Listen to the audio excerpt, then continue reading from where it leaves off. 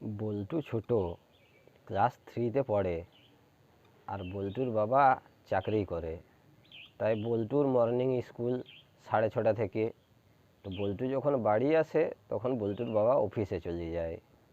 তো বল্টুর মা আর বল্টুর বাবা তিনজনের একসাথে কথা বলার টাইম হচ্ছে রাত্রিবেলায় খেতে বসি।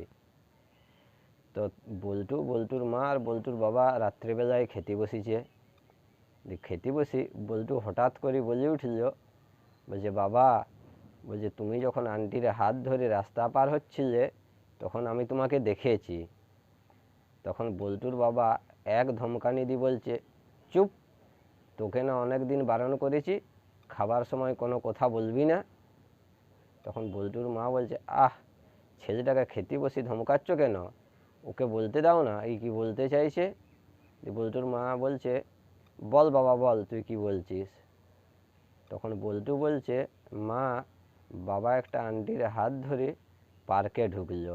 তখন বল্টুর মা বলছে, তারপর? তখন বল্টু বলছে যে ঝোপের আড়ালে আন্টিকে নিয়ে একটা বেঞ্চে বাবা বসলো। তখন বল্টুর মা বলছে, তারপর? বল্টু চুপ। তখন বল্টুর মা বলছে, বল বাবা বল, তোকে একটা কিন্ডার জয় কিনে দেবো।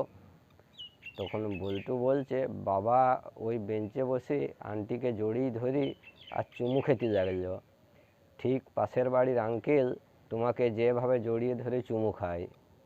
এই কথাটা শোনার মাত্রই বল্টুর মা বলছে, চুপ বাঁদর ছেলে কোথাকার, বাবা তোকে অনেক দিন আগে বারণ করেছে না যে খেতে বসে খাবার সময় কোনো কথা বলবি না।